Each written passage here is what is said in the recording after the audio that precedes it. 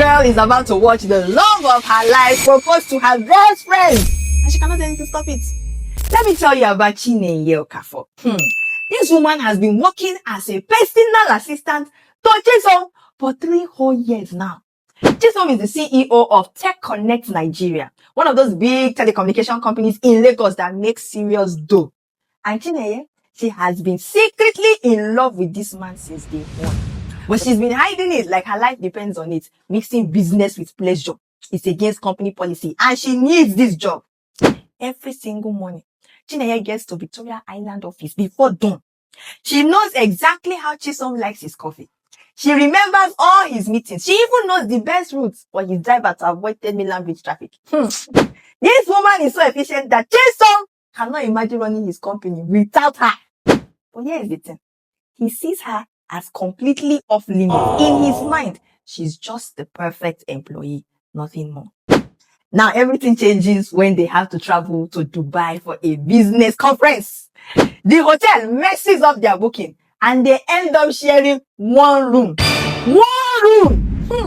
Chisom, being the gentleman that he is, he takes the couch while Chinenye gets the bedroom. But then nature decides to play matchmaker because a sandstorm hits Dubai and traps them in the hotel for 2 whole days. For the first time in 1, 2, 3 years, there are no meetings, no phone calls, no professional barriers between them. They are just eating room service, Lebanese food, watching Nollywood movies on the big screen. And that is when Chisom discovers that Chinenye is not just his efficient assistant. She's funny, she can sing beautifully, and she has dreams of starting her own events company.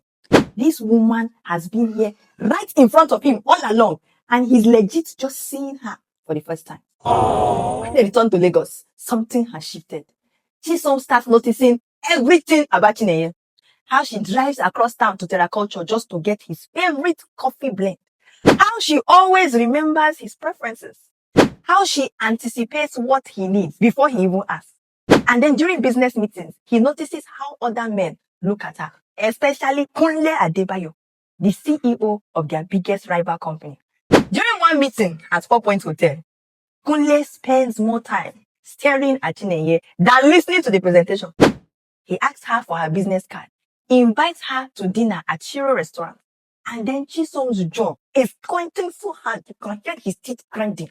After the meeting, he's loosening his tie aggressively and muttering, "Since when does Kunle Adebayo care about telecommunications policy?" This man is jealous and he doesn't even realize it yet. But wait, it gets worse, much worse. One Thursday afternoon, Chinenye's best friend, Adeze, bounces into the Tech Connect office. This girl just finished her master's degree in London and she's glowing. The moment Chinenye introduces her to Chisom, Adeze is a finished smitten woman. Chai! Chinenye, you never told me your boss was this fine.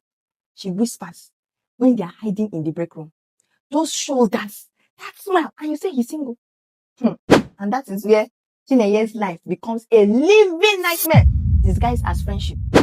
Every night, Adeze is calling her, analyzing every text message from Chisom, every smile, every casual touch. He held my hand for 5 seconds when we crossed up the street at Balewa Square. What do you think that means? She's gushing over the phone. Did I cook for him? You know him better than anyone. Does he prepare egusi soup? Does he prepare pepper soup? Can you imagine? Chinenye becomes the architect of her own heartbreak. She's not the one suggesting restaurants because she knows Chisom loves the suya at Mama Cass. She's advising Adeze to buy him Chimamanda Adichie books because she remembers him mentioning he loves them. She's watching her best friend fall in love with the man who haunts her dreams. And she has to smile and give advice like her heart is not breaking into pieces. Meanwhile, Kunle Adebayo is not giving up. This man is finishing her with flowers to the office, inviting Chinenye to gallery openings at Nike Art Center, even offering to fund her dream events company. And Chinenye is considering it, not because she likes him, but because she needs an escape route from watching the love of her life build a future with someone else. The torture reaches its peak during the Unity concert at Echo Hotel. Chinenye watches Chisom and Adeze dancing to Tiwa Savages all over. His hands are resting easily on Adeze's waist, and she's throwing her hair, laughing at something he whispers in her ear. Ekwensu romance. Chineye excuses herself to cry in the bathroom, then comes back to tell them how perfect they look together. Oh, this woman is becoming a master of emotional survival. She's learning how to smile while her heart is bleeding, how to give dating advice about her own crush, how to watch Chisom's face light up whenever Adeze calls without showing any pain on her face. But the real catastrophe is coming, and Chineye has no idea. Tech Connect is celebrating their 10th anniversary, and Chineye has been planning this event for weeks. The venue is Civic Center on Victoria Island, and she has coordinated every single detail. Traditional drummers, live band, Pami, quality one. Hey, presentations about their expansion across West Africa. Everything is perfect. But Chineye has also been planning something else. She has spent weeks gathering the courage, the liver, to finally confess her feelings to Chisom.